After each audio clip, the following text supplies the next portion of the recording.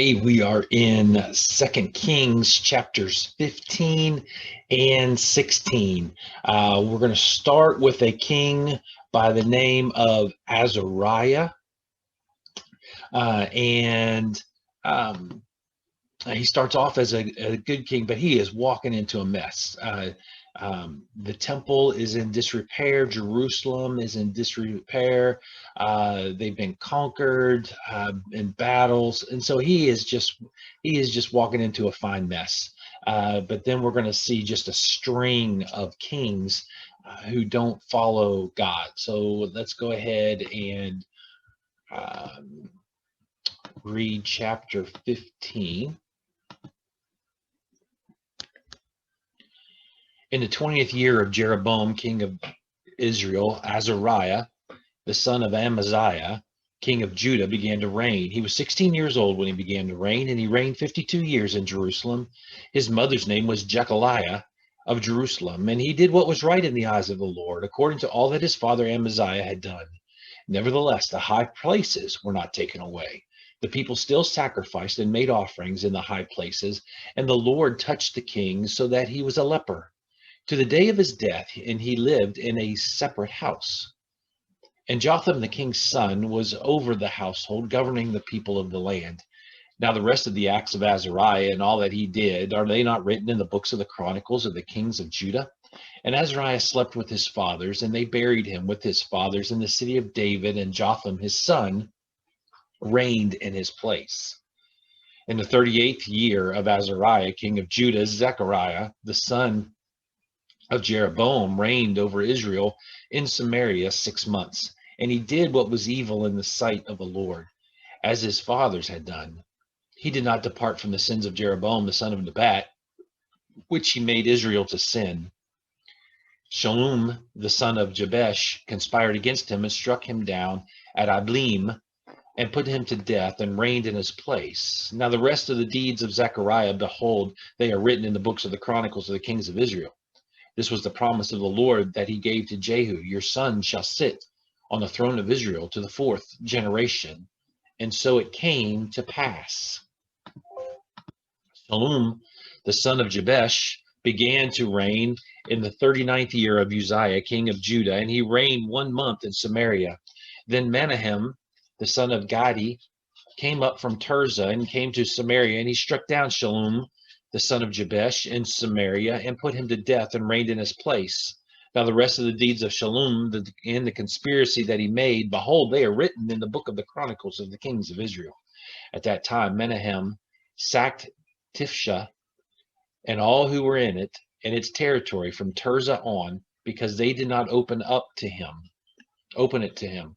Therefore he sacked it, and he ripped open all the women in it who were pregnant. In the 39th year of Azariah, king of Judah, Menahem, the son of Gadi, began to reign over Israel, and he reigned 10 years in Samaria. And he did what was evil in the sight of the Lord. He did not depart all his days from all the sins of Jeroboam, the son of Nebat, which he made in Israel to sin. Pul, the king of Assyria, came against the land, and Menahem gave Pul 1,000 talents of silver that he might help him to confirm his hold on the royal power. Menahem exacted the money from Israel, that is, from all the wealthy men, 50 shekels of silver from every man, to give to the king of Assyria. So the king of Assyria turned back and did not stay there in the land. Now the rest of the deeds of Menahem and all that he did, are they not written in the book of the chronicles of the kings of Israel? And Menahem slept with his fathers, and Pekahiah his son reigned in his place. In the 15th year of Azariah, king of Judah, Pekahiah the son of Menahem, began to reign over Israel in Samaria, and he reigned 2 years. And he did what was evil in the sight of the Lord. He did not turn away from the sins of Jeroboam, the son of Nebat, which he made Israel to sin. And Pekah, the son of Ramaliah, his captain, conspired against him with 50 men of the people of Gilead, and struck him down in Samaria, in the citadel of the king's house, with Argob and Ariah. He put him to death and reigned in his place. Now the rest of the deeds of Pekahiah and all that he did, behold, they are written in the books of the chronicles of the kings of Israel. In the 52nd year of Azariah, king of Judah, Pekah, the son of Ramaliah, began to reign over Israel in Samaria, and he reigned 20 years, and he did what was evil in the sight of the Lord. He did not depart from the sins of Jeroboam, the son of Nebat, and he made Israel to sin. In the days of Pekah, king of Israel, Tiglath-Pileser, king of Assyria, came and captured Ijon, Abel-Beth-Maachah, Janoah, Kadesh, Hazor, Gilead, and Galilee, all the land of Naphtali, and he carried the people captive to Assyria. Then Hoshea, the son of Elah, made a conspiracy against Pekah, the son of Ramaliah, and struck him down and put him to death, and reigned in his place in the 20th year of Jotham, the son of Uzziah. Now the rest of the acts of Pekah and all that he did, behold, they are written in the book of the Chronicles of the kings of Israel. In the 2nd year of Pekah, the son of Ramaliah, king of Israel, Jotham, the son of Uzziah, king of Judah, began to reign. He was 25 years old when he began to reign, and he reigned 16 years in Jerusalem. His mother's name was Jerusha, and the daughter of Zadok. And he did what was right in the eyes of the Lord, according to all that his father Uzziah had done. Nevertheless, the high places were not removed. The people still sacrificed and made offerings on the high places. He built the upper gate of the house of the Lord. Now the rest of the acts of Jotham and all that he did, are they not written in the book of the Chronicles of the kings of Judah? In those days the Lord began to send Rezin, the king of Syria, and Pekah, the son of Ramaliah, against Judah. Jotham slept with his fathers and was buried with his fathers in the city of David, his father. And Ahaz, his son, reigned in his place. In the 17th year of Pekah, the son of Ramaliah, Ahaz, the son of Jotham, king of Judah, began to reign. Ahaz was 20 years old when he began to reign, and he reigned 16 years in Jerusalem. And he did not do what was right in the eyes of the Lord his God, as his father David had done. But he walked in the way of the kings of Israel. He even burned his son as an offering, according to the despicable practices of the nations whom the Lord drove out before the people of Israel. And he sacrificed and made offerings on the high places and on the hills and under every green tree. Then Rezin, king of Syria, and Pekah, the son of Ramaliah, king of Israel, came up to wage war on Jerusalem, and they besieged Ahaz, but could not conquer him. At that time, Rezin, the king of Syria, recovered Elath for Syria and drove the men of Judah from Elath. And the Edomites came to Elath, where they dwell to this day. So Ahaz sent messengers to Tiglath-Pileser, king of Assyria, saying, I am your servant and your son. Come up and rescue me from the hand of the king of Syria and from the hand of the king of Israel who are attacking me. Ahaz also took the silver and gold that was found in the house of the Lord and in the treasures of the king's house and sent a present to the king of Syria. And the king of Assyria listened to him. The king of Assyria marched up against Damascus and took it, carrying its people captive to Kir, and he killed Rezin. When King Ahaz went to Damascus to meet Tiglath-Pileser, king of Assyria, he saw the altar that was at Damascus. And King Ahaz sent to Uriah the priest a model of the altar and its pattern, exact in all its details. And Uriah the priest built the altar in accordance with all that the king Ahaz had sent from Damascus. So Uriah the priest made it before King Ahaz arrived from Damascus. And when the king came from Damascus, the king viewed the altar.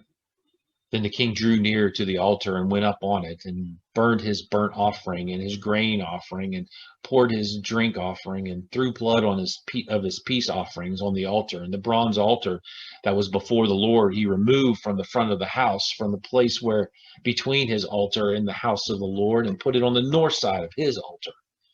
And King Ahaz commanded Uriah the priest, saying, on the great altar burn the morning burnt offering and the evening grain offering and the king's burnt offering and his grain offering and the burnt offering of all the people of the land and their grain offering and their drink offering, and throw on it all the blood of the burnt offering and all the blood of the sacrifice. But the bronze altar shall be for me to inquire by. Uriah the priest did all this as King Ahaz commanded. And King Ahaz cut off the frames of the stands and removed the basin from them. And he took down the sea from off the bronze oxen that were under it and put it on a stone pedestal. And the covered way for the Sabbath that had been built inside the house and the outer entrance for the king, he caused to go around the house of the Lord because of the king of Syria. Now the rest of the acts of Ahaz that he did, are they not written in the book of the Chronicles of the kings of Judah? And Ahaz slept with his fathers and was buried with his fathers in the city of David, and Hezekiah his son reigned in his place. There's a lot of crazy things happening in these two chapters, and a lot of lessons to be learned. Again, Second Kings goes along with Second Chronicles. There's a lot of stories. There's a lot of overlapping, and so when we read that the Lord had given Azariah leprosy in Second Kings, we kind of go, "What in the world? Why would he do something like that?" But in Chronicles, we learn that Azariah went in and offered incense in the temple. So he disobeyed what God had said, and that was part of his punishment. King Jotham, good king. Uh, and what he did was made a connection between the palace and the temple. It's kind of a figure.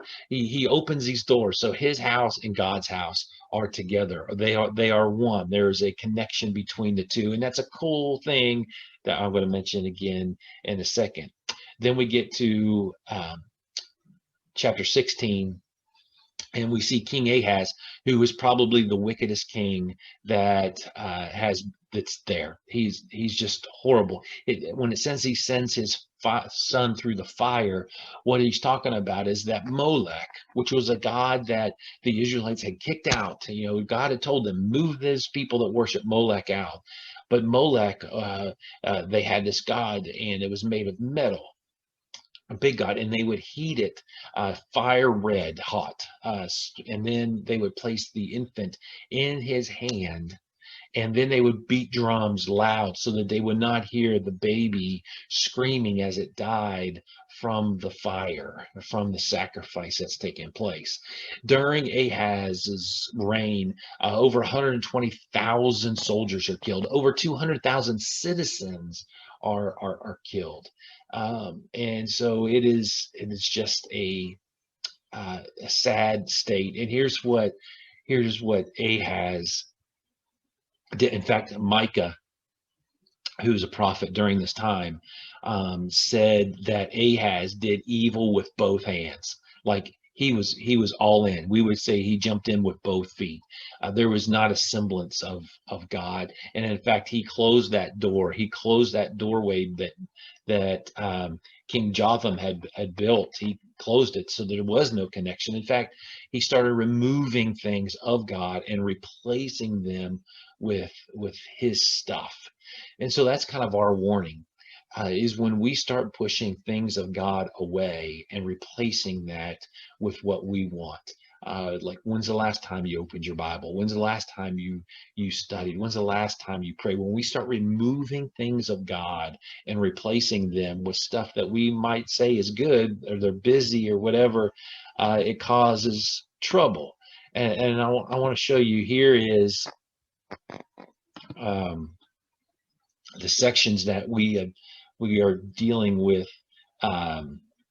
today is right here, and Azariah to Ahaz mentions Hezekiah. So here's where we're at, 700 BC.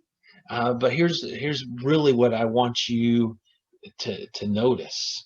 During this time, Isaiah and Micah, Amos, Hosea, Jonah, Micah, there are some powerful prophets during this time period. And I guess our point is that even when we have the greatest resources available to us to help us to follow God, we still have to make the conscious effort to say, I'm going to do it. We can't rely on the prophets. We can't rely on your preacher. We can't rely on our parents. It is up to us to follow God and to give him our best. Keep that doorway open with God. Have a great day.